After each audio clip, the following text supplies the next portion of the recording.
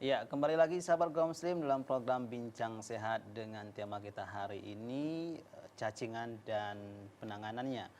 Nah, sahabat kaum muslim, selain kita harus memasak daging atau makanan sampai matang, kemudian juga memperhatikan kebersihannya, mencuci dengan baik dan mencuci tangan sebelum makan.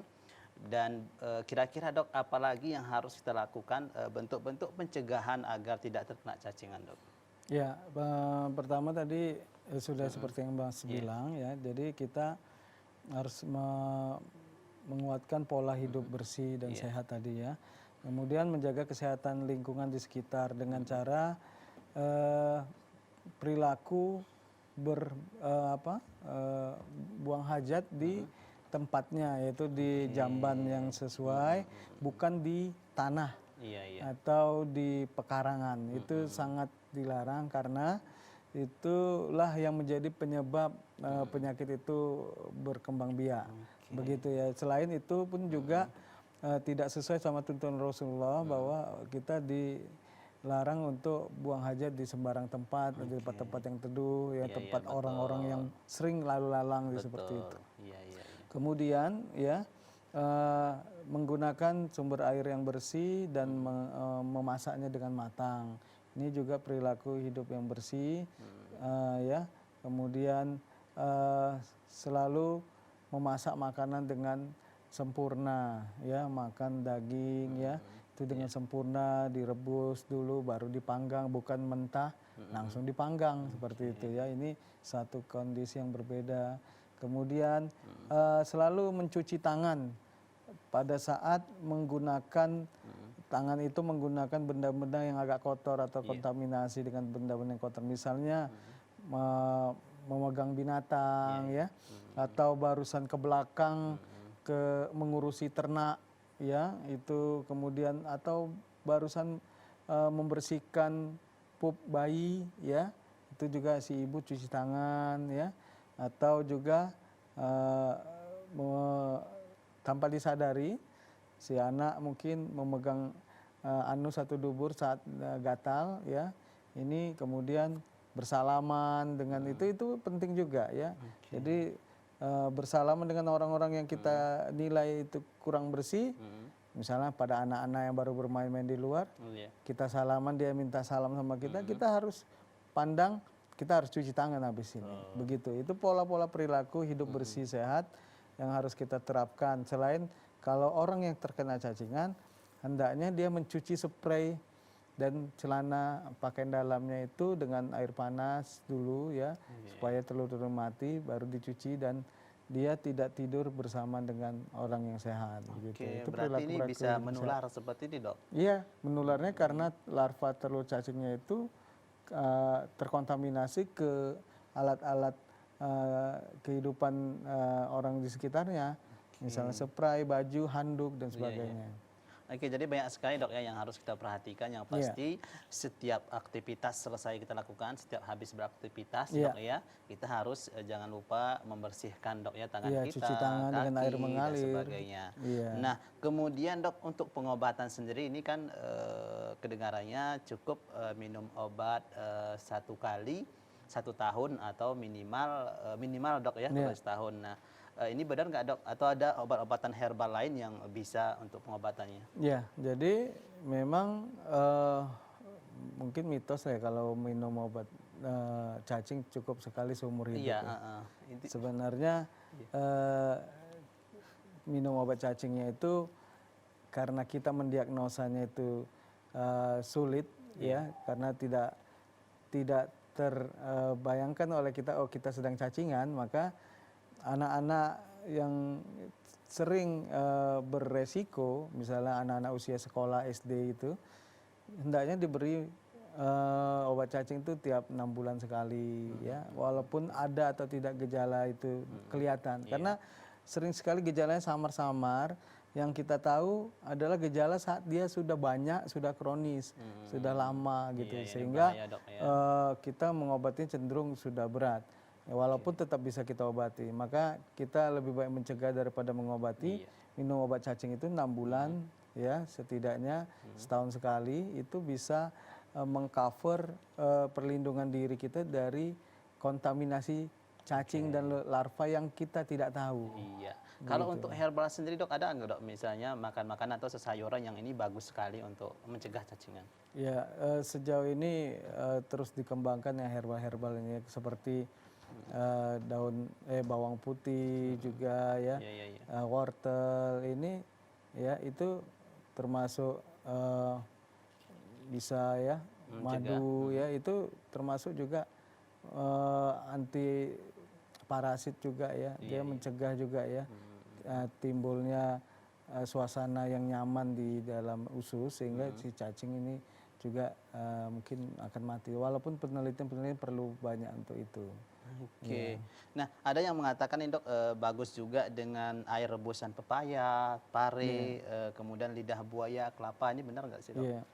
Sebenarnya inilah yang perlu dikaji ulang, terus dilakukan riset-riset untuk menguatkan argumentasi itu beberapa pengalaman mungkin yang kebetulan dialami oleh masyarakat kita dan menjadi andalan di pengobatan keluarga mungkin, ya. dok, ya. Sehingga saya secara medis tidak bisa menggeneralisir Dok, ya. sebagai sebuah pengobatan, namun apabila ini berkembang dalam sebuah penelitian-penelitian terbaru, mungkin saja hal-hal ini, fitofarmaka ini, obat herbal ini bisa berkembang menjadi pilihan terapi untuk obat cacing itu sendiri. Iya, baiklah dok.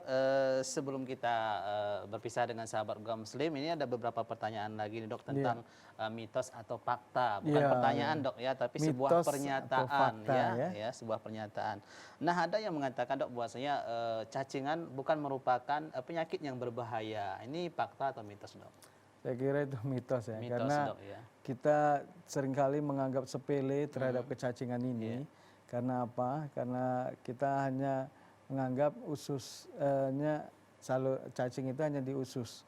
Tapi sebenarnya kalau kita mengetahui dampak negatif komplikasi dari penyakit cacingan tadi yang bisa menyebabkan selain anemia, perdarahan saluran cerna, kemudian penurunan produktivitas, ya, kemudian bisa sampai gangguan kesehatan paru, otak, ya, hati, ini tentu membahayakan organ vital kita. Maka kita tetap menganggapnya ini sesuatu yang berbahaya. Jadi mitos itu pernyataan ya. tadi mitos dok ya. Satu lagi nih dok, mungkin sahabat Gua Muslim di rumah juga pernah mendengar bahwasanya ada yang mengatakan kalau cacingan itu hanya dialami oleh anak-anak saja. Ini gimana dok? Ya, saya kira itu mitos ya. Mitos juga dok ya. Karena penyakit kecacingan tadi kita bilang adalah penyakit infeksi cacing pada orang-orang yang beresiko. Kebetulan secara umum kita tahu orang-orang yang beresiko atau rentan terhadap kecacingan itu adalah kelompok anak-anak usia sekolah, ya, baik balita juga maupun anak-anak sekolah SD, karena mereka masih berhubungan dengan tanah, ya. Anak-anak balita sering memasukkan segala sesuatu yang dipegangnya ke mulut. Iya, betul. Ini kan sebuah keniscayaan atau kemungkinan yang sangat besar untuk masuknya larva dan cacing tadi.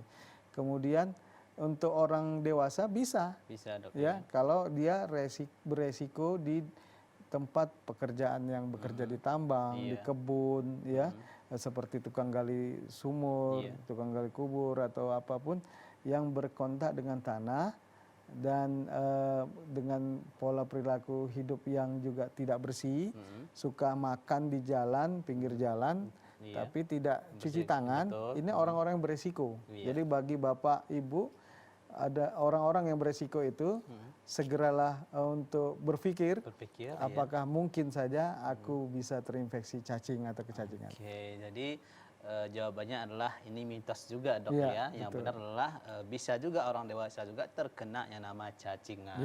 Oke.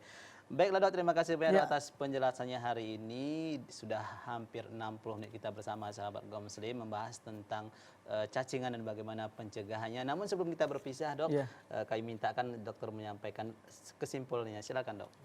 Baik, Bapak Ibu sahabat Muslim yang berada di rumah, di pertemuan kali ini kita ingin menyampaikan bahwa jangan menyepelekan tentang kecacingan, karena sesungguhnya dari kecacingan itu dia mengakibatkan kerugian besar bagi penderitanya. Salah satunya adalah kehilangan asupan energi, kalori, makanan yang sudah diolahnya diambil begitu saja oleh cacing ini, dan juga belum lagi dia menyebabkan penurunan kualitas hidup, bahkan kerusakan organ-organ vital apabila dia telah bermigrasi ke organ-organ vital tubuh kita. Maka waspadai kemungkinan cacingan pada diri kita, terutama kalau kita berada pada kelompok-kelompok rentan yang beresiko seperti yang kami sebutkan tadi, sering kontak dengan tanah atau debu di sekitaran diri kita, maka selalu untuk berwaspada dan minum obat cacing sebagai pencegahannya minimal setahun sekali. Dan bagi kita, perbaiki perilaku hidup dengan perilaku hidup Islami, yaitu menjaga kebersihan diri dan lingkungan, pakaian, dengan menerapkan sunnah Rasulullah Shallallahu Alaihi Wasallam, menjaga cuci tangan, mencuci kaki, dan sekalian berwudu, bersiwak, ya, kemudian tidak buang hajat di sembarang tempat, kemudian menjaga kebersihan sekitar lingkungan, parit-parit, insya Allah ini menghindarkan kita dan sanak keluarga dari kecacingan. Oke, baiklah dok, terima kasih banyak dok atas penjelasan dan kesimpulannya. Ya sahabat kaum muslim yang ada di rumah dan dimanapun Anda berada, terima kasih atas kebersamaan Anda hari ini, dan jangan lupa saksikan terus Bincang Sehat setiap Kamis pukul 17.00 sampai dengan pukul 18.00 tentunya hanya di Salam TV Sahabat Keluarga Muslim. Akhirnya saya Darus Rian pamit undur diri. Assalamualaikum warahmatullahi wabarakatuh.